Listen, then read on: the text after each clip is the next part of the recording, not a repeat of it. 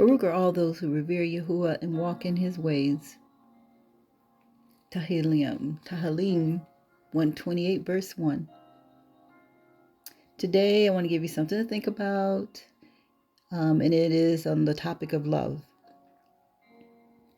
I found 53 laws on how to love our neighbors and how to love them righteously.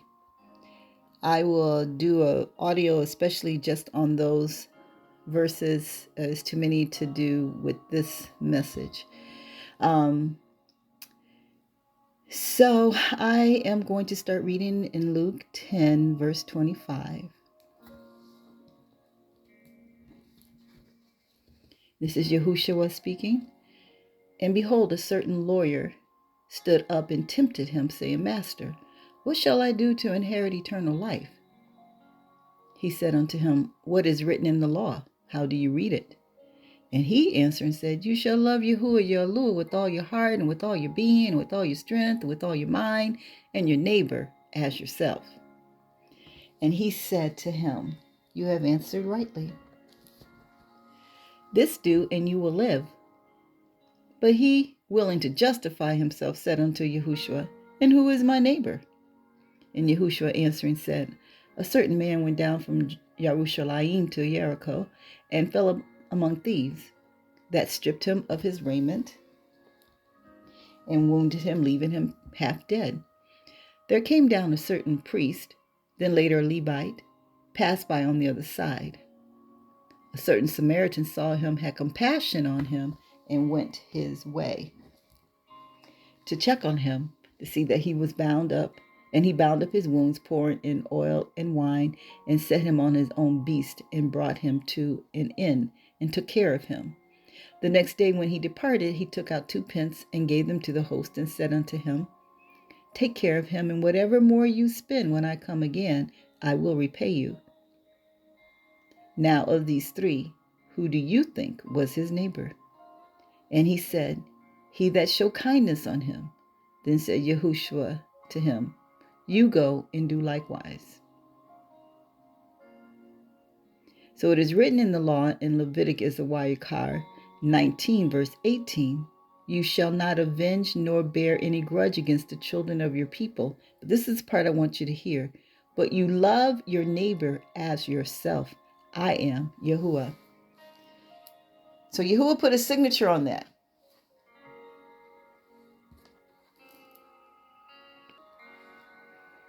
I have not found anywhere in Yahuwah's laws or in his words spoken by Yahushua that love is a ooey gooey mess of emotions.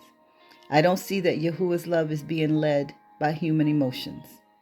According to what I will share today, it seems to me that love is righteous actions by Yah's laws. Emotions are too often flesh maneuvers and manipulations to control people and situations. Emotions will block sound thinking more times than not. Emotions can be a flimsy wall to lean on and can be an unstable foundation to build a relationship on.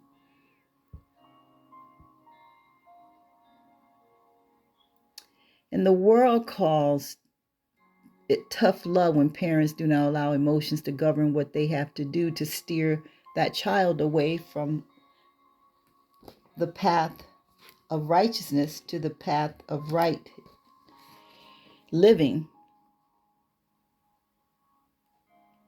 So they call it tough love. When these parents are actually doing what they're supposed to do, they're not allowing their emotions to blind them to the truth. They come to realize that this child will have to learn from the natural consequences of his or her choices. Some people sometimes have to be cut off and boundaries set for the good of themselves and others. And people might think that's being mean, but sometimes it has to happen. When they don't have the discipline themselves, when they don't have the insight themselves, sometimes others have to do it for them. Sometimes people have to be cut off and boundaries set just for us to have peace of mind and so that we can live righteously before Yah. Because if we keep letting people come back and forth doing the same things they're doing, Do we even love ourselves? And do we really love them if we're allowing them to continue in the way of error?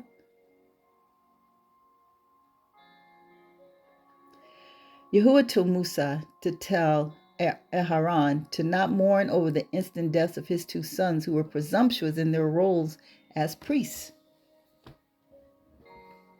Aharon made the choice to side with Yahuwah and followed the commands Yahuwah gave to Musa for Aharon. Another thing I have not seen, and I'll tell you, put it in the comments if I don't know what I'm talking about, if I'm missing something, because I don't know everything and I do miss things. But I haven't seen where Yah states that he will love us for loving him. The love he wants from us is esteem, trust, obedience, and with that he promises us that he will reciprocate that adoration with allegiance and protection and provision. It's no ooey gooey emotional Hollywood stuff.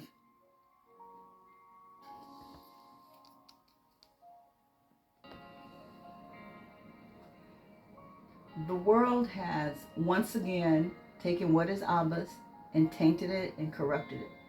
They have romanticized love. They've made it be a temporary feel-good, is about me attitude. Living happily ever after.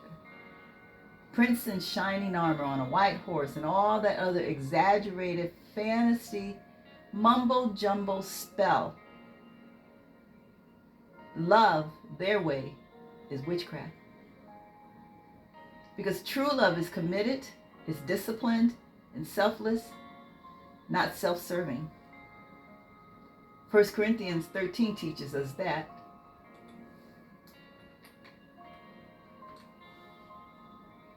And I too was entangled with that damaging mindset for many years, until I'd say within the last 2 years when I started seeing love differently as to what Yahuwah is wanting from us.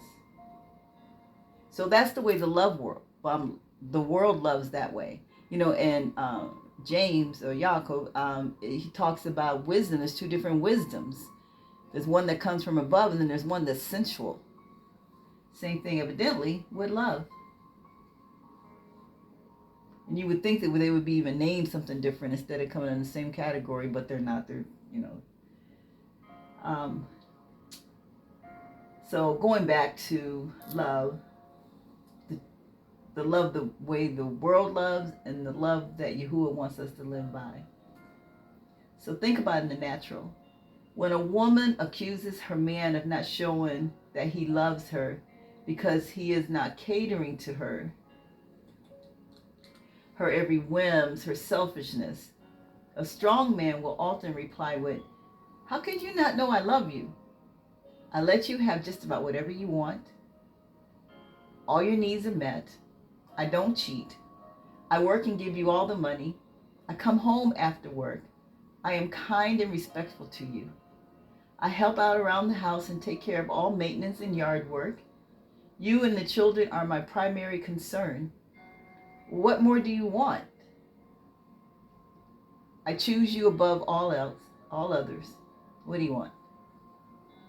But what the woman wants is that she wants ooey gooey. She wants that romanticized stuff that the world talks about. So she wants a man that is knowledgeable in doing the ooey gooey tricks. He's packed with the goods of the ooey gooey words and outward show. Then they get blinded, so blinded that they don't even stop to see if he also has the qualities of the other man, the man she doesn't want, who she says doesn't love her. After she is covered in ooey gooey and is lifted up on his magic carpet rides, and she is convinced that this man knows how to make a woman feel special and how to make her feel loved. And just about that time, the evil one has her all sticky with that sticky emotional love gunk, he releases his agent of his assignment, leaving her all the memory of the feel-good moments, making sure that his agent takes the veil with him for the next silly woman.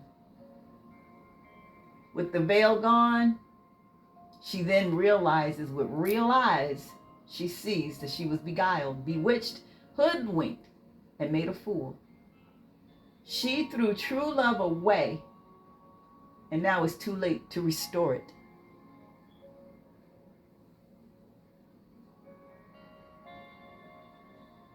Isn't that something? Now, to talk about King Daud, he was not neighborly to Uriah. How could he do what he did to a man who on a daily basis sacrificed his life for him? Uriah was one of Daud's elite mighty men. I mean, they were the top of the line. All of them at one point had killed hundreds of men just by themselves. And Uriah was one of those men.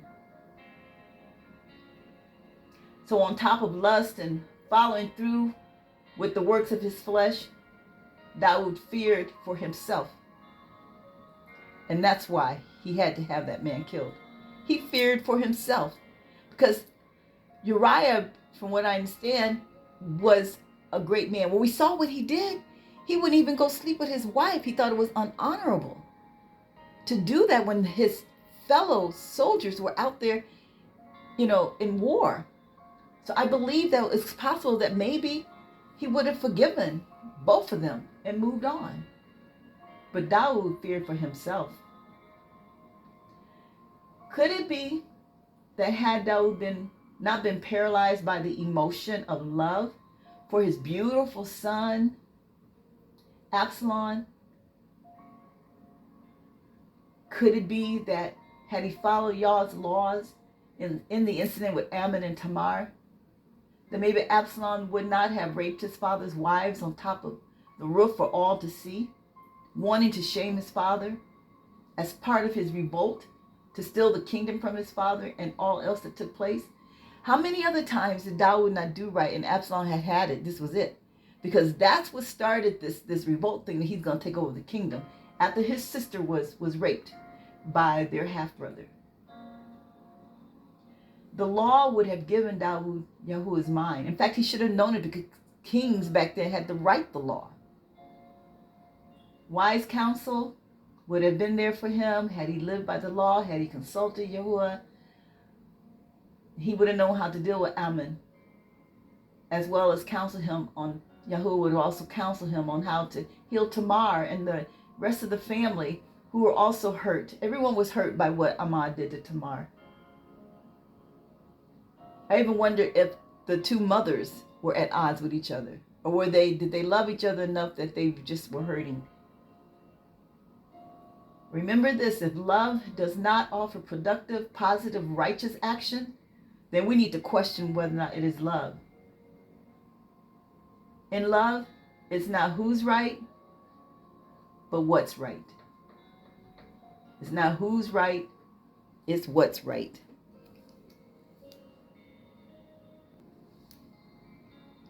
Some examples of love, Yahuwah's way, we'll read in Galatians 4, verse 16.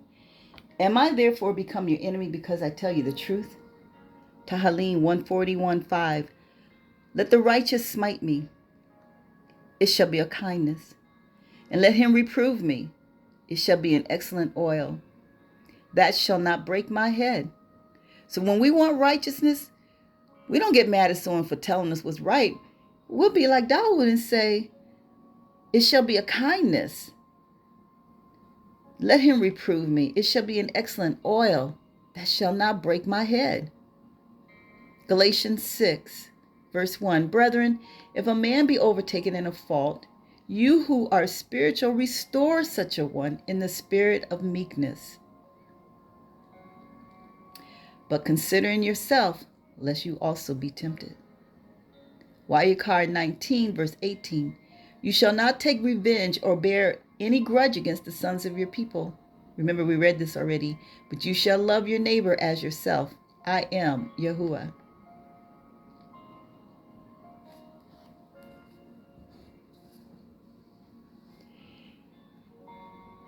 And then there are some other verses that actually repeat the law. Mishle, Proverbs 6 verse 16. Yahuwah hates these 6 things.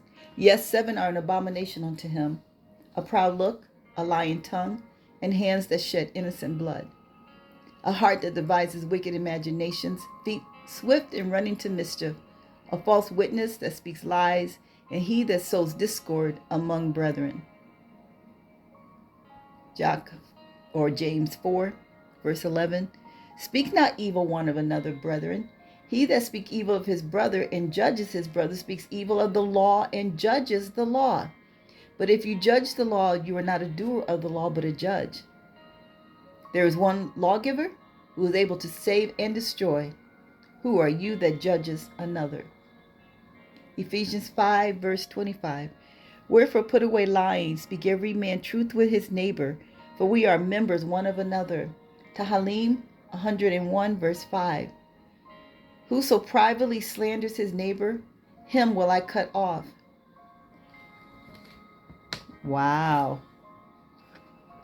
Him that has a high look and a proud heart will I not suffer. So it's one thing to go to someone and tell them how we're feeling. It's another thing to privately say things. Tehillim 15, and I need to correct that. If we're going for counsel, that's one thing, but he's saying slander. If we're getting counsel from someone, a Kodesh person, that's one thing. Tehillim 15:1.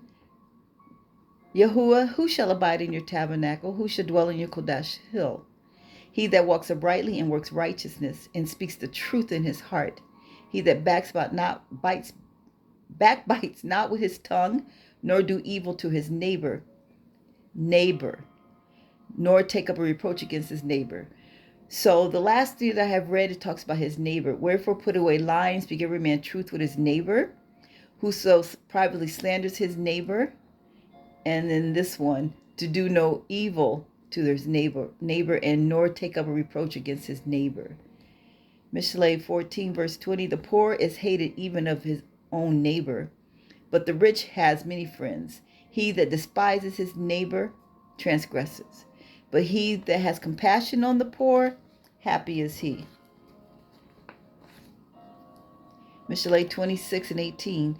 As a madman who throws firebrands, arrows, and death, so is the man that deceives his neighbor and says, am I not in sports joking? There's a lot of people who will say things and I was just joking, I was joking. Check that out, okay? Especially if they're continuously doing it. Remember, we have to know people by their spirit, not by their personage, by their spirit. Zechariah 8. Speak every man the truth to his neighbor.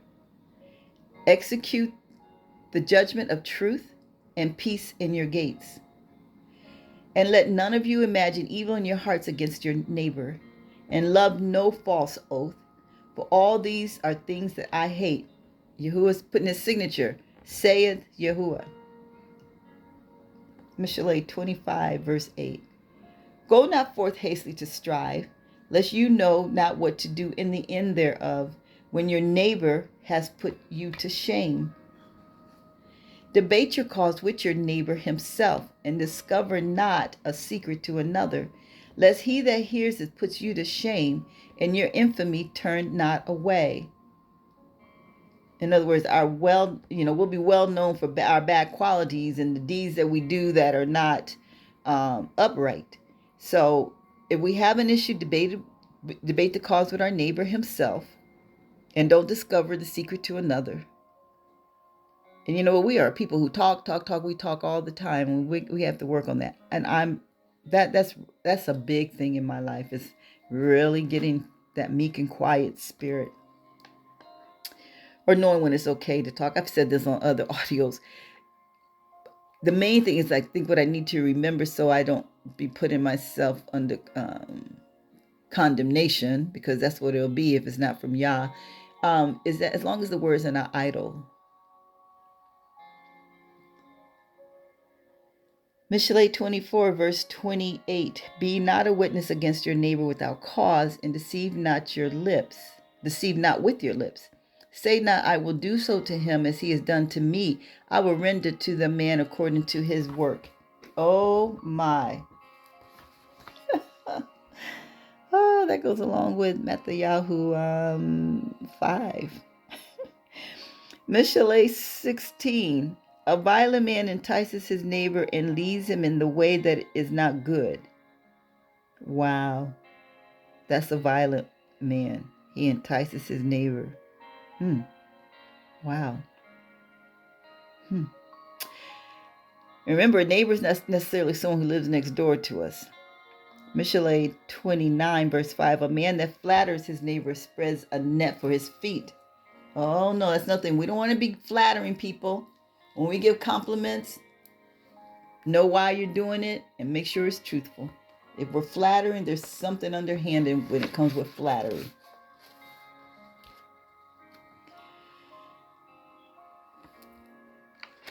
So in closing,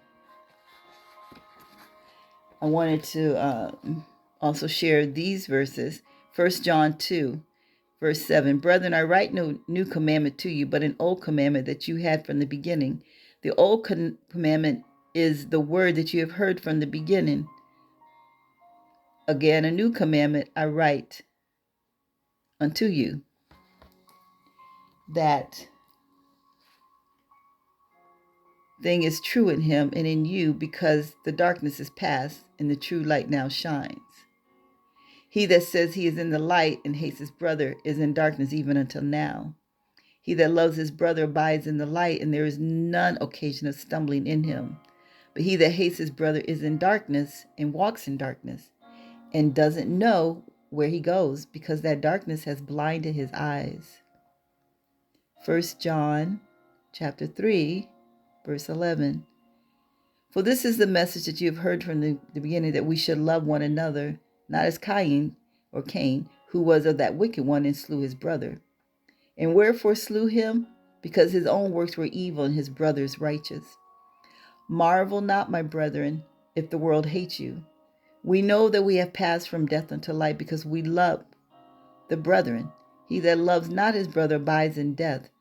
Whosoever hates his brother is a murderer, and you know that no murderer has eternal life abiding in him. Mark 12, verse 30. And you shall love Yahuwah, your Elohim, with all your heart, with all your being, with all your mind, with all your strength. And this is the first commandment. And the second is like, namely this: you shall love your neighbor as yourself. There is none other commandment greater than these. Matthew 7, verse 12. Therefore, all things that you would that men should do to you, do you even so to them.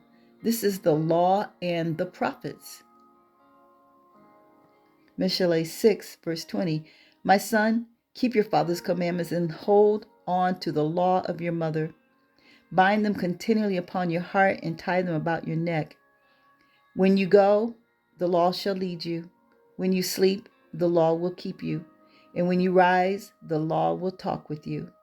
For the commandment is a lamp, and the law is light, and the reproofs of instruction are the way of life. That one's, oh my goodness, that one is comforting.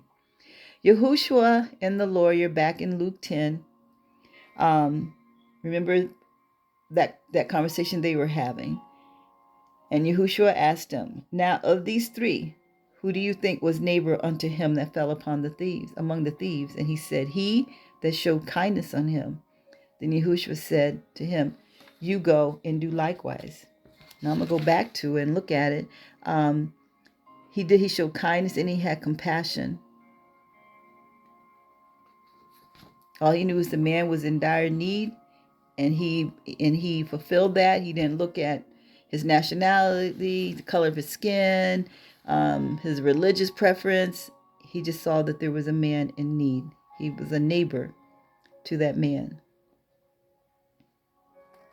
And that's what we're supposed to do. We're supposed to go and do likewise. Be kind, show compassion, and work to always do the things that please Father. Romans 13, verse 8, owe no man anything but to love one another, for he that loves another has fulfilled the law. But not what kind of love we're talking about now.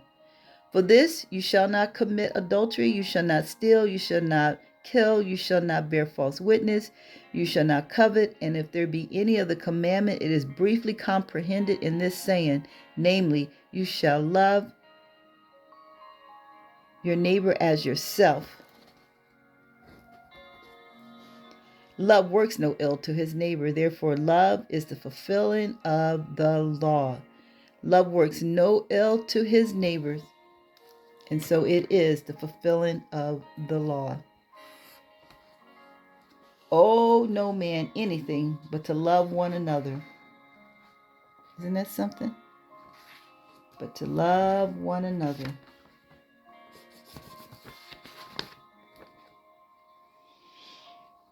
Oh my. This is so different than what we were taught. I was taught. So, recap. Remember that an enemy is an enemy to all that is good. So that's one way of knowing who's an enemy. If they're against all that is good, if it's someone who prefers self-pleasure rather than living a life to do those things that please Abba, and they love the world, then we know they don't have the love of the Father in them. He or she despises Yah's righteous standards. A neighbor is just another human being. A brother is of the same eternal family, living to please Yah, having the same mind, loving the Almighty Most High Yah, keeping His commandments, doing His will. This is greater than earthly natural family ties, yet it is a double barakah when a biological family member is also an eternal member of Yah's family. Matthew 10, verse 34, think not that I am come to send peace on earth. I am not come to send peace, but a sword. For I am come to set a man at variance against his father, and the daughter against her mother, and the mother-in-law against her mother-in-law, the daughter-in-law against her mother-in-law. And a man's foes shall be they of his own household. He that loveth father or mother more than me is not worthy of me, and he that loves son or daughter more than me is not worthy of me. Wow. Those who let love speak louder than wisdom will be betrayed or led astray, and let it go. We have to know people by their spirit. We have got to let this go. We have been taught about love that's not lining up with what I see Yahuwah is telling us. Remember, it's not about, who it is, but is it right? Does it line up with the law? Does it meet the criteria that Yahuwah has set for his people, his set apart people? Don't let others, especially the adversary, guilt you into commitments using the love message as a way to manipulate. Some use the misquoted popular phrase, blood is thicker than water. And the correct phrase is, the blood of the covenant is thicker than the water of the womb. This saying is believed to have come from a military environment, referring to the idea that soldiers who fight together and shed blood together in battle create a stronger bond than biological brothers. This is so touching because what's getting ready to come, what we're getting ready to be tested for, we're going to see who are our brothers. But it'll be really good if we can know before it comes, so that we'll know who we're siding with. Paul talked about that once. Shaul talked about it once in, I think it's one of the Thessalonians.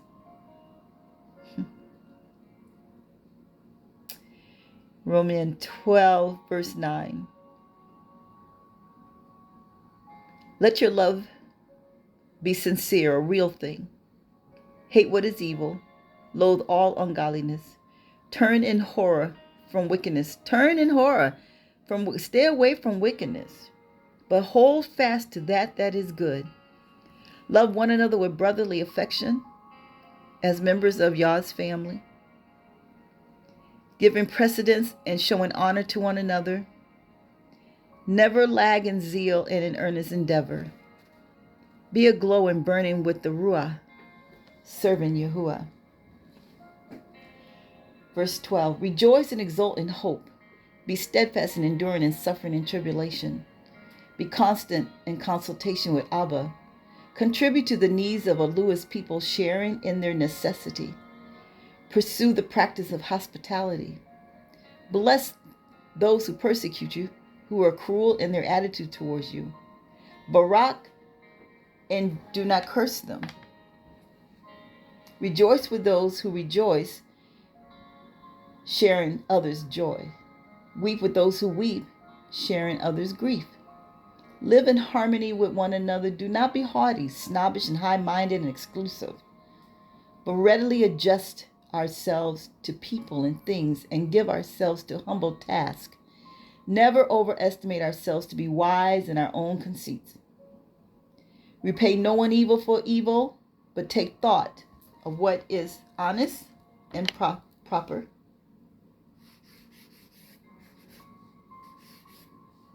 And noble. Aiming to be above reproach. Oh, what a wonderful way to live. The higher living. Remember my friend said that? The higher way of living. So we're going to aim to be above reproach in the sight of everyone. If possible, as far as it depends on us, we're going to live at peace with people. Beloved, never avenge yourselves, but leave the way open for Elua's wrath, for it is written, vengeance is mine, I will repay, says Yahuwah. But if your enemy is hungry, feed him. If he is thirsty, give him drink, for so doing, you will heap burning coals upon his head. Do not let yourselves be overcome by evil, but overcome evil with good. Master the evil, working in our hearts. We want to get them back. Master it with good. Righteous deeds are those done based on righteousness. That is why several verses warn us about taking bribes and favoring people because of their bank account, their fine clothes, and their positions.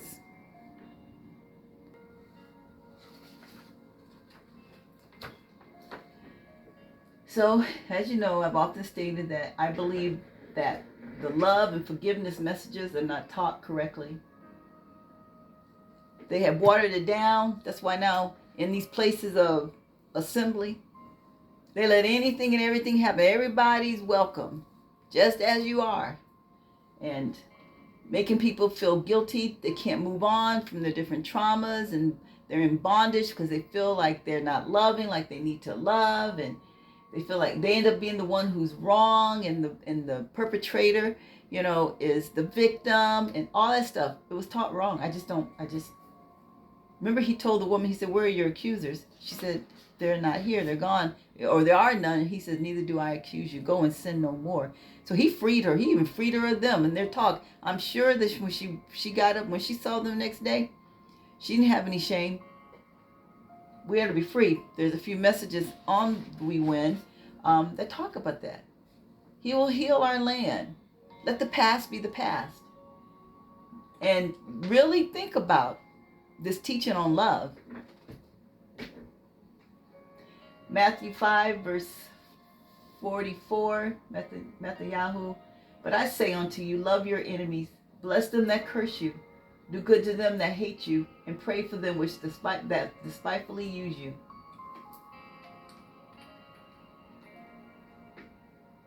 And persecute you. So when we read this one and we read Romans 12, when he says, Barak those who persecute you, Barak and do not curse them. It's pretty much saying the same thing, right? But I think that in other words, what it means by the Barak them is do not let the behavior of another stop us from keeping the law, to love them according to the law. That's what I believe that means. Don't let their behavior bring us down to where they're at, and we don't remember who we are.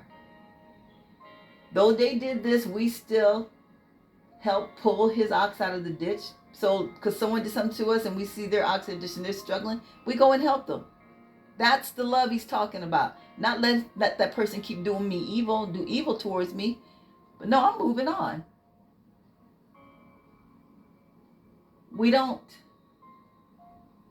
let someone break into someone's house. We see them breaking in their house or their car, or or bringing damage to them, or we hear someone talking about them or whatever, and we just turn to the cheek and say, that's what they get. No, that's not love. That's not love. But it's not ooey gooey. It's just righteous living. It's just calling it like it is, because it lines up with Yah's law. Verse 46. For if we love them that love us,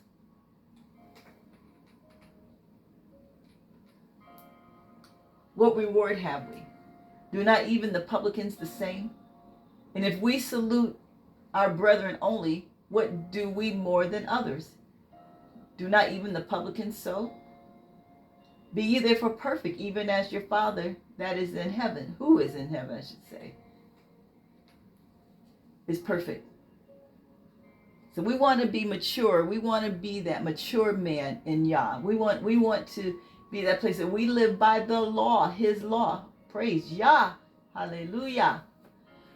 When we honestly believe that Yahuwah sees everything and that he fights our battles, there's no reason for us to hold grudges and talk about their demise and curse. See, that's the cursing. We ain't gonna be, it doesn't mean, it just means don't be wishing evil on them. We don't, and you know what? We don't even have to, because if we know that we are walking uprightly before Yah and we're his, and there's too many promises. There's too many promises to let us know what he's going to do for our enemies. So all we have to do is walk uprightly, be confident in what he promises, and then we can confidently salute our enemies. Hey, how you doing? We can do that. Don't mean go have dinner with them and have to. No, it just means be kind. Be kind. Compassionate, right? That's what love is.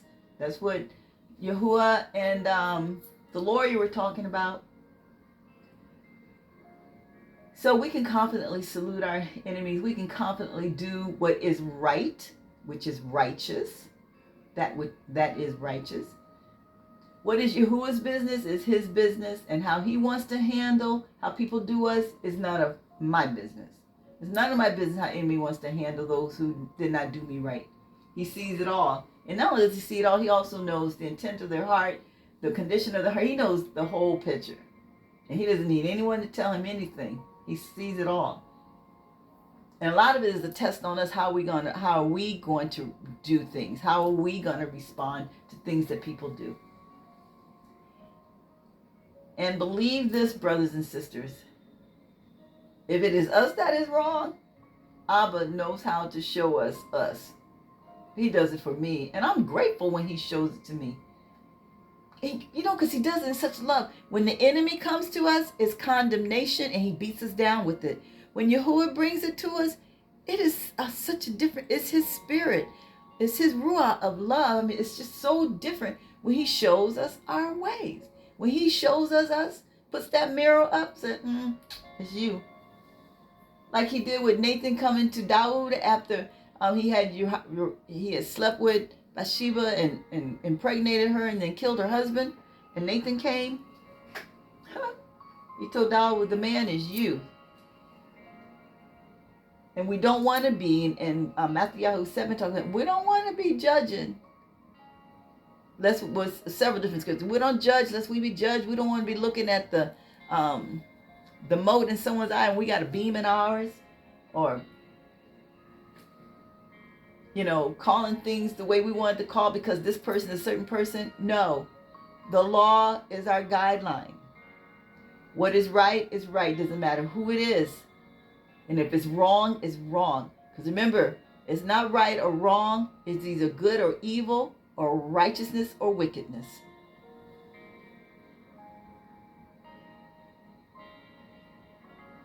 So, from what I see, if I'm loving by Yahuwah's measure of love, it's the keeping of the law.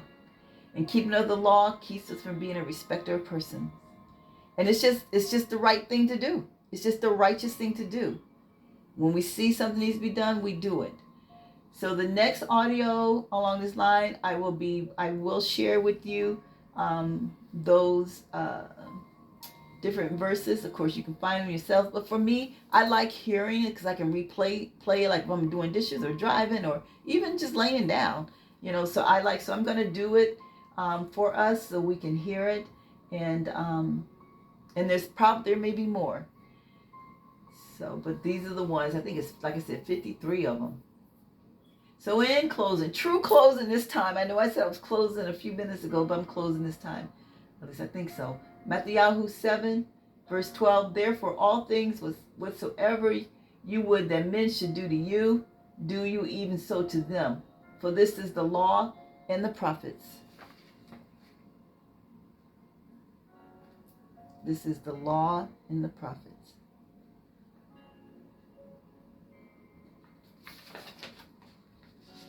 And that's how we want to live, by way of the laws and the prophets.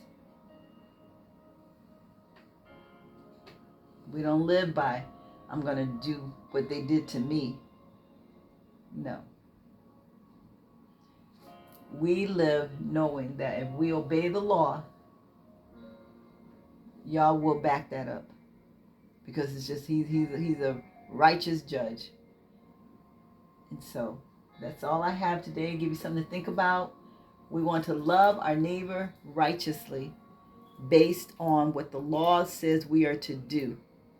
And Aharon was given a tough directive. He lost 2 sons when they did that strange fire. And Yahuwah did not play. They were done right then. He struck them down. And a father losing 2 sons, and to see them go like that, he was told, Yahuwah told him, tell him, Musa, do not mourn over them. And Aharon chose the father. He chose Abba. And he didn't mourn over him. Because righteousness is just righteousness. And we just got to live by it. It says in his own that we're going to be judging during the millennium. But we're not going to be there anyways if we don't live it here. If we don't do it now, we ain't going to be among those that's going to be chosen to be there in the millennium. So anyway, so let's get it right, brothers and sisters, and know that we win in Yah. And this is another way for us to win. We'll learn how to love according to what I believe Yahuwah is expecting from us. And remember that phrase. It is not blood is thicker than water, but it's the blood of the covenant. The blood of the covenant is thicker than the water of the womb. So you can have a great relationship with someone that's a friend that's stronger than the relationship you have with someone who came from the same womb. And most times, talking about that ooey gooey love, which really is manipulation and witchcraft, most times people are wanting you to do something for them when they say, oh, come on, blood's thicker than water. What do you mean you're not going to do it for me? You're going to do it for them, but you won't do that for me? No. When they start throwing that kind of stuff out, trying to make us feel guilty about something, we can know then, they're not the right Roho. So be encouraged, brothers and sisters, and stay encouraged. Listen, we got to get this thing going. Have you not noticed how they're revving things up and things are just falling right into place for their plan, which is really Yah's plan? So we really got to start getting things. We really got to start thinking about things. And we have to know what love is, because people are going to look the part, act the part, talk the part, and want to be in our camp. And we don't know if they're really what. We better know what love is. And here, but I'm your sister, but I'm your mother, I'm your brother, we've been friends since such time. I ain't got nothing to do with it. You're supposed to be a person who knows the word, and you're gonna do me like that? Yeah. I just can't do it. So we gotta know. So I hope this helps, and I hope you can see that the religious way of teaching love does not line up with Yahuwah's meaning of loving your neighbor and doing to them what we would want someone to do for us. If this is what we want someone to do for us, then we should be willing to do it for someone else. To be compassionate and to be kind. And just live by the law. It's not for us to be thinking about all the in-betweens. We're just going to do what he has written, what he's told us, what he's given the prophets to give to us, and we're just going to live by it. All praises be to the Most High Yah. All praises be to him. Be encouraged, brothers and sisters. Until next time, be winning. Win every day. Win every day in Yah. He is faithful to us. He is so loving and he is so kind and he is compassionate. See, he shows us that's his attribute. Loving, kind, compassionate, right? Don't have to be no ooey gooey stuff because that's witchcraft.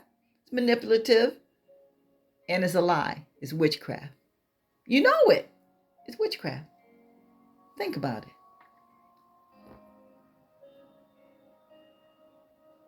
We win in Yah. We win in Yahuwah.